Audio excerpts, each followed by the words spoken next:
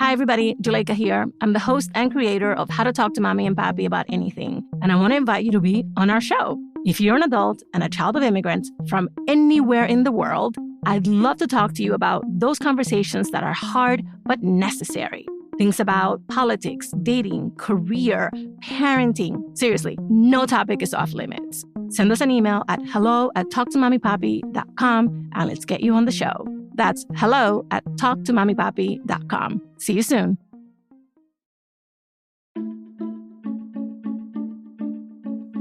Hi, everybody. This week we continue with our series of OG check-ins. Today, I'm talking with OG Chai, whose original episode aired on September 27th, 2021. Here's a clip. In Indian culture, we have something called the matrimonial websites. It's kind of like a dating site that's arranged by your parents. My mom set up a profile for me. She scoped out a few candidates. I'm not going to lie. I didn't like 95% of them, but my mom is just like, Indian parents do a lot of this, is emotional blackmail. Just like, oh, I raised you. I did so much for you. You can't even just go on one date for me. So, she kind of used a little bit of that. So I was like, all right, I'll go on one date for you. It was a complete bust. Juleka here. I've mentioned before that How to Talk to Mamí and Papí About Anything is supported by First Republic Bank. And I'm a happy customer after opening accounts for my young sons to help me teach them about saving and spending. For a couple of years now, I've experienced First Republic's commitment to understanding their clients' needs and providing unparalleled service. My personal banker, Lisa, really embodies the relationship-based approach, which means bankers like Lisa provide tailored financial solutions to individuals and businesses at any stage.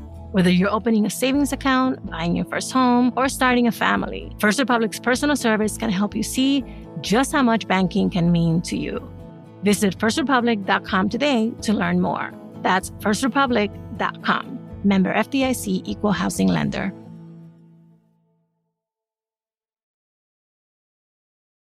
Thanks for listening to this show. I'm Monica Lopez, senior editor at LWC Studios. The Supreme Court decision to repeal Roe v. Wade devastated me, our team, and many of our colleagues in podcasting. That's why we're participating in the Listen to Women Coalition. We've launched a merch campaign with 100% of proceeds going to the National Network of Abortion Funds, which helps to remove barriers to abortion access. Buy a t-shirt, wear it to the next protest and the next voter registration drive, and in November, rock it all the way to the polls. You can find a link to purchase your Listen to Women tee on LWC Studios' Twitter account at LWC Studios, or in the episode notes right in your podcast app. When Chai first came on the show, she talked to us about her mom's traditional efforts to find her a husband and about how very different their ideas are in terms of what she should be looking for in said husband. For this OG check-in, I wanted to know how her dating life was going and whether she's actually found someone or maybe her mom found someone. I was so curious also because I was hoping her mom would have come around and at least began to understand what Chai was looking for in a romantic relationship. Let's get into it. So my name is Chaitanya Bala Subramaniam, and I go by Chai Bala. I live in Columbus, Ohio, and the first time I came here, I had written a blog post on Brown Girl magazine about how my mom had set me up on an arranged marriage date and how interesting it was, to put it nicely. So how was it listening to your episode after it aired? After I listened to my episode, one thing that I found really interesting was looking back and listening to kind of the trajectory of how my mom actually felt about my dating and what she thought was important for me, and realizing that, wow, like my mom and I really didn't see eye to eye on dating, and we didn't see eye to eye on what's important in a partner. So being able to listen to that was like, wow, this really did happen. Yeah. So, I mean, you probably, if you kept listening, you realized that later on, we developed an entire series on relationships because there was so much to unpack thanks to you coming forward and talking about the pressures from your mom and the cultural differences in how you're both approaching essentially the same goal. You do have a goal to be married. She also has a goal of you to be married, but the approaches are just so different. And absolutely. that series was so successful for us because there were so many people, including me, who are going through different stages of romantic relationships. And so thank you for inspiring us. Oh, no problem at all. Thank you. It's an honor. Has anything significant changed since you and I last spoke in your dating life? I mean, don't drop a bomb and tell me you're engaged because I don't know how. Now you'd have to start a whole new series about engagement. So exactly. I will say this: I'm still single, but one thing that has changed for the better is that my mom is off my back a little bit about how chemistry comes about. Chemistry, spark. All of those things are still very complicated things. And even between the same generation, even amongst my own peers, it's so difficult to talk about attraction versus chemistry. Like I might say, this guy's attractive, but I don't feel that attraction. And it's like, what do you mean? Aren't they the same thing? No, it's like to kind of take that to a different generation. And, someone who doesn't, she never fell in love or had a spark. So it's hard. She still doesn't get it really, but she's trying to understand. The best way I've tried to kind of make her understand is, okay, think about your favorite Indian dessert. Think about eating like a barfi or a halwa. Okay. When you think about eating it, how does it make you feel inside? How does it, you crave it, you yearn for it, right? She's like, yeah. Think about feeling that way about a man. And she's like, okay. And I'm like, that's exactly how I need to feel in order to keep it going, I love this analogy so much. Everyone out there, all my Desi folks out there, if worst comes to worst, think of your mom's favorite mithai and just use that as an analogy. Because then you can also get her to think about, well, what if somebody wanted to give you one that's just not as good? And say, this is the only one you can have for the rest of your life, knowing that there's this other amazing one that you have enjoyed before, right? Yeah. Yeah. You could really extend this. Right. Exactly. So I'm curious, did you have your mom listen to the episode? I told her about the episode and she listened to part of it and she just was like, oh, so you're just out here trash talking me? Oh. I see how it is. And she didn't listen to the whole episode. She was disappointed in me that I'm like ousting her. And actually, I don't know if you've heard of the Indian Matchmaker show on Netflix. Yes, I have. Yeah. So I even was like, hey, Amma, let's watch the show together. And so she was watching that show and she even started crying. She was like, you're going to end up like these kids on the show, not marrying anybody. So she's not very receptive to like watching or listening to any of these things, but we're slowly getting there. We're slowly getting there. Wow.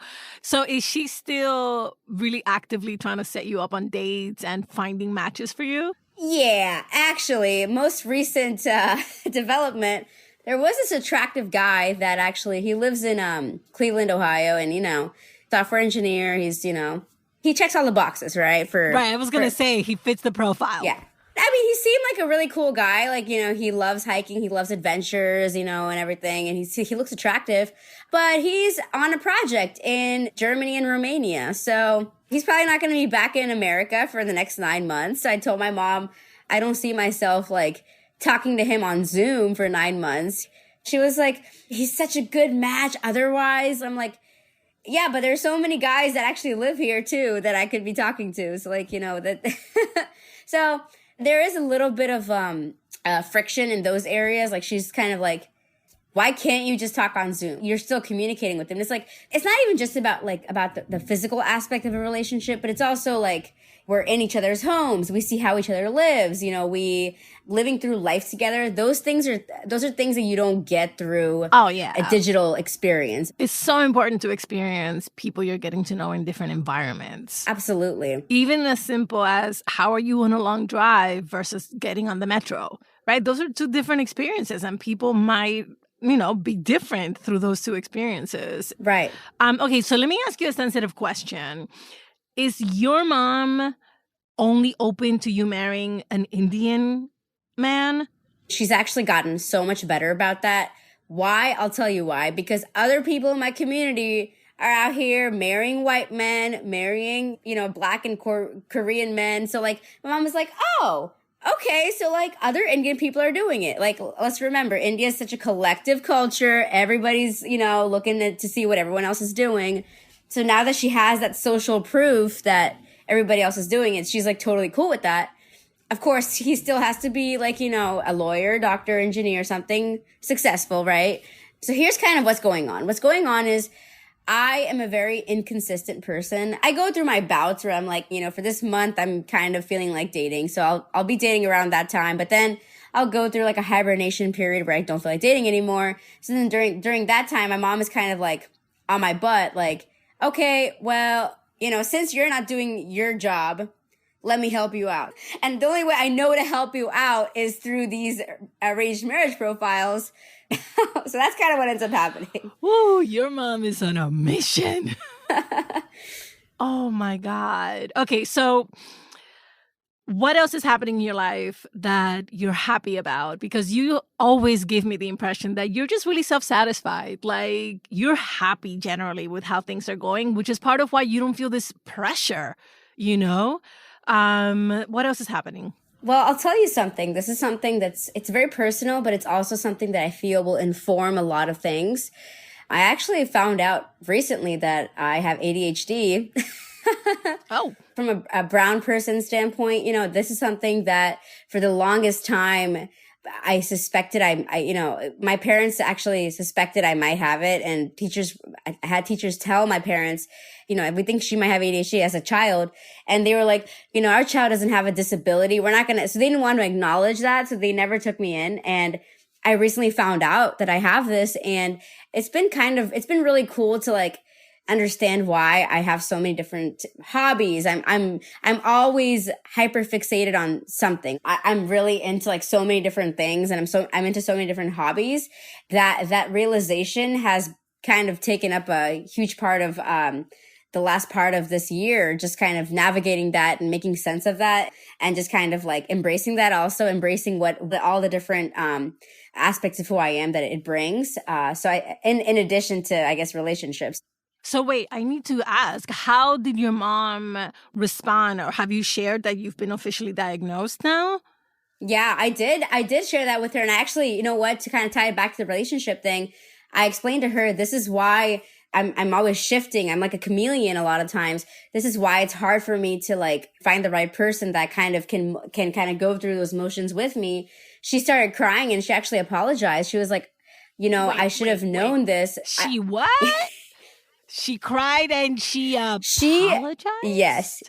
She actually apologized, and she took ownership that I didn't realize that this would have such an impact on so many aspects of your life. And had I known that this would also affect your relationships, I would have taken you in when you were 5 years old and your preschool teacher said, I think your daughter has ADHD. Oh. Yeah, yeah. As a mom, I just want to hug her right now, because I'm sure she felt like she failed you in a very meaningful way, because it's our job as your moms. It's our job to make sure that you are equipped with everything you need to be happy, healthy, and successful. And for her to not have, heeded the advice, and for her to have let you basically go through your entire life not understanding something so essential about who you are. Oh, Emma, wherever you are, I'm sending you a hug. Big, big hug. No, honestly, thank you so much for that, Juleka, because in a way it also made me understand the whole complexity of everything, that even though it would have been better overall for me, she feared that it would make me look There's a huge bad. stigma, of course. Yeah, exactly. On the other end, she's like, she wants me to have the best life that she knows from her prescriptive existence, that's the right way to live, being married, having a child. And I can't fault her for that either. So it's like, but then she's coming here and she's realizing all these things connect, who you are, your brain informs all of your interests, your interpersonal relationships. It's her whole journey. Oh my God. First of all, I also want to give you your flowers because this is a major discovery. And for you to be so poised and graceful and to see and appreciate it for what it is, I mean, honestly, I'm so proud of you. I'm so proud of you right now.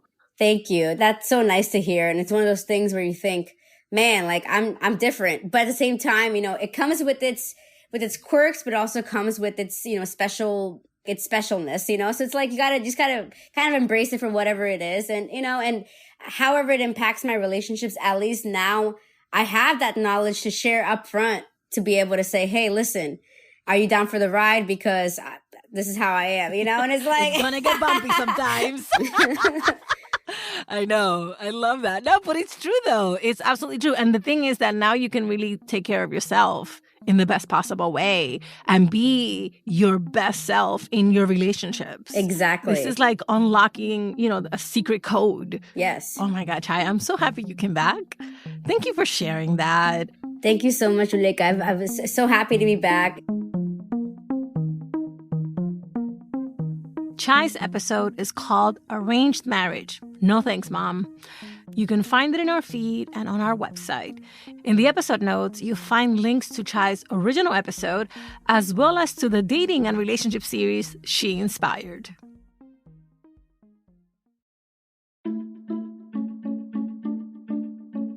Thank you for listening and thank you for sharing us. How to Talk to Mamí and Papí About Anything is an original production of LWC Studios. Virginia Lora is the show's producer. Kojin Tashiro is our mixer.